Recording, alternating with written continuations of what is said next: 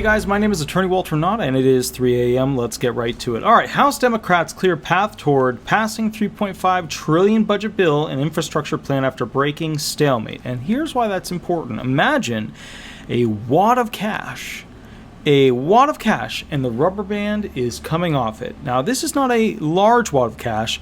This is a wad of cash that is quite literally skyscraper in size, $3.5 trillion. Let's go into it. Published Tuesday, August 24th, 2021. Jacob Pramuk, we're going to be reading specifically from the website of CNN? Or no, it's CNBC, my apologies. Specifically, we're going to go through the key points. I love how they put these little key points up here. I think that's just amazing. I wish the other news stations would do that, but let's get right to it. Key points. The House voted to approve, which means they still need the Senate, they still need the President, a $3.5 trillion budget resolution, advance on bipartisan infrastructure bill, and move forward with sweeping voting rights legislation. Okay. After centrists threatened to derail Democrats' economic agenda by pushing for swift approval of the Senate-passed infrastructure plan, party leaders pledged to vote on it by September 27th. Democrats are trying to pass their $3.5 trillion proposal to expand the social safety net without a vote from Republicans, who oppose the spending and the proposed tax increase to pay for it. Now, what's happening here is that Republicans want to pass something, they just don't want to pass something with that much in mind. And here's the other kicker, is that we don't actually know specifically what's in all of the different aspects of the spending that's going to be involved with the $3.5 billion. But I am kind of excited to see this money being spent on Americans after all the things that we've been seeing. So in this regard, spending money on Americans during a whole COVID crisis, not a bad deal. But we have to see how much goes to other countries. There's always that aspect as well. Remember, just the House has passed it, but let's see what the Senate's going to do. Let's see what the President wants to do. These are two totally different groups, totally different animals in the respect of what could potentially come from their decision making and what they want out of it. House Democrats forged ahead with President Joe Biden's economic plans Tuesday after they broke stalemate that threatened to unravel the party's sprawling agenda. In a 220 to 212 party line vote, the chamber passed the $3.5 trillion budget resolution, advanced to $1 trillion bipartisan infrastructure bill. So basically, all the Democrats voted. There were more Democrats, 220 to 212. Split, boom, they got to pass. The vote allows Democrats to write and approve a massive spending package without Republicans and puts the Senate-passed infrastructure plan on a path to final passage in the House. So this is, let's call it like it is, a Democrat plan to really start handing out to the American people before the whole 2022, Senate, House, mega important voting that comes up. And they're going to be using this to bolster the likelihood that they'll continue to grow more seats or just keep the seats that they have. The measure includes a non-binding commitment to vote on the infrastructure bill by September 27th, which aims to appease 9 centrist Democrats who pushed the House to consider the bipartisan plan before it took up the Democrat budget resolution. The vote also advances a sweeping voting rights bill, which Democrats aim to pass as soon as Tuesday. Remember, the voting rights bill actually is not... we're going to go into that. We're going to go into detail about what that specifically is so you understand bullet points and then the little micro details about it.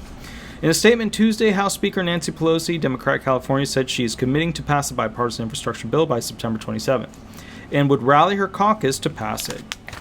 She also stressed that she aims to pass a budget reconciliation bill that could get through the Senate, right? Because that's the hurdle she's got to pass. She knows the president's on board because he was pushing for this the whole time. But the Senate, that's a toughie, right? Because they've got to get every single Democrat on board with it, meaning it may prove smaller than House progressives wanted. The opposition from the 9 holdout Democrats threatened an agenda that supporters say will boost the economy and provide a lifeline to working-class households. Remember, right now we need working Americans. That means lower income, middle income, upper income, super, ultra, mega, hyper rich income. We need all of them working because we need them all earning and buying things. That's what boosts the economy. Putting little businesses, middle businesses, mid-sized businesses, and large businesses into producing products. Democratic leaders have cast the budget plan as the biggest expansion of the American social safety net in decades, and the infrastructure bill as an overdue refresh of transportation and utilities. The bottom line is, in my view, we are a step closer to truly investing in the American people, positioning our economy for long-term growth and building an American that outcompetes the rest of the world. Biden says Tuesday after the vote, my goal is to build an economy from the bottom up and middle out, not just the top down. Now remember, when this thing comes through, They're going to be testing out new taxes and maybe throw those in at the last moment. Things like, for example, taxing every mile that you drive. Things like, for example, new taxes that you'd never heard of before. You got to watch out for those. CNBC Politics. Okay, so we're going to pass through this. Pelosi has pushed to pass the bipartisan Democratic plans at the same time in order to ensure centrists and progressives back both measures. So they're forcing everything to come to a head and everybody to vote on these things to pass them through. Okay, this is a push. This is a push, and it's a tactic. This is what we would call political tactic, a political voting floor tactic. The 9 Democrats withheld their support, leaving Pelosi and her top deputies scrambling to find a path forward to salvage the party's economic plans. All the Democrats ended up voting with their party Tuesday. In a statement after the vote, the Democrats, led by Rep. Josh Gottheimer of New Jersey, said their deal with party leaders does what we set out to do: secure a standalone vote for the bipartisan infrastructure bill, send it to the president's desk, and then separately consider the reconciliation package. The vote to advance the measures preserves the party's hopes to push through massive economic proposals this year. Remember, we don't know what they're really going to be spending it on because it's not detail-oriented. This is a general bill. Most bills are general.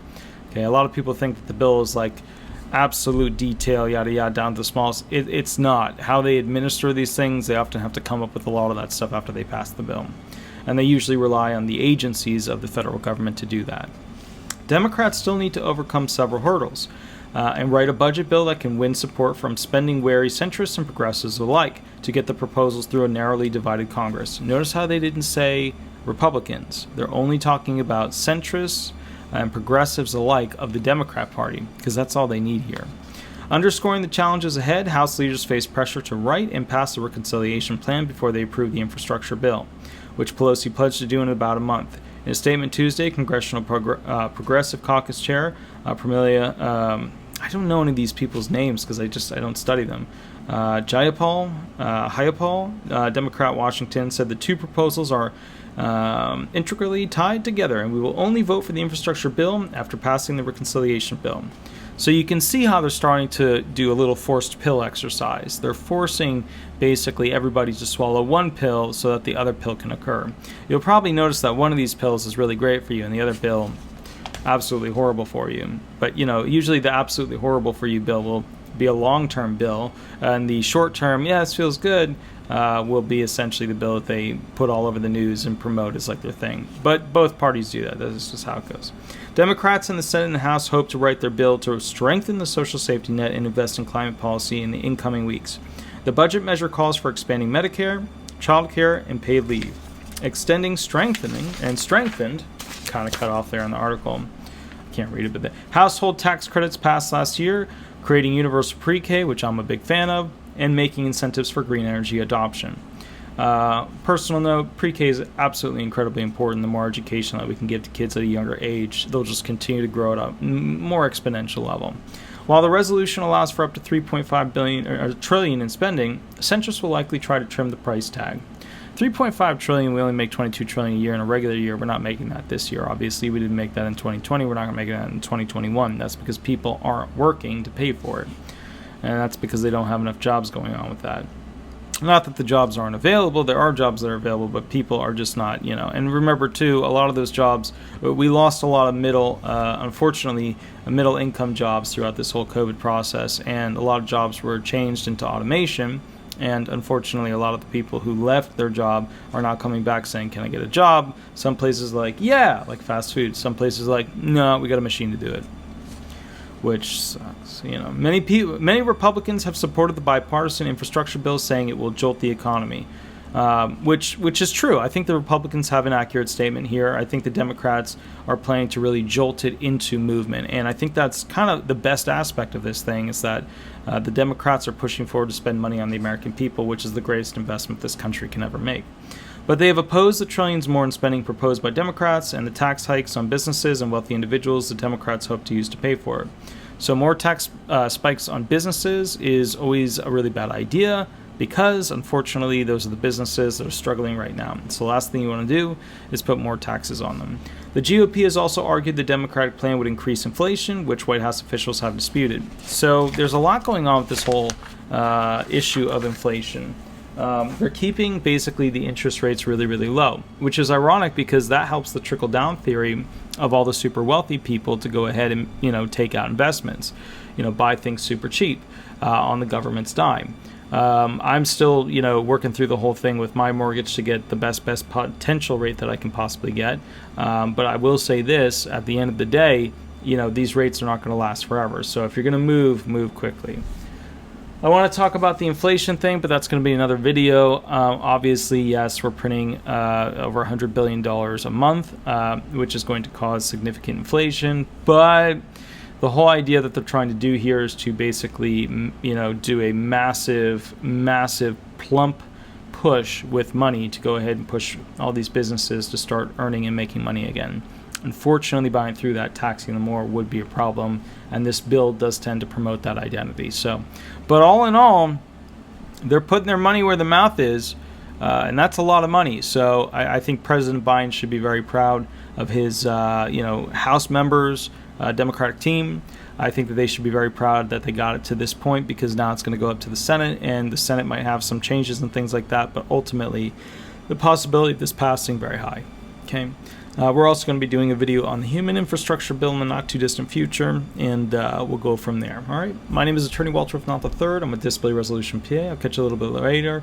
Remember, like, subscribe. Also, very important, if this channel helps you, please leave 5-star reviews. There's a thing below that shows you how to do that in the bio area. If you're not sure you're on a TV, I'm not sure how to do that on the TV yet, but I will, fiddle with it and figure it out. Have an absolutely wonderful day, and thank you so much. Bye-bye.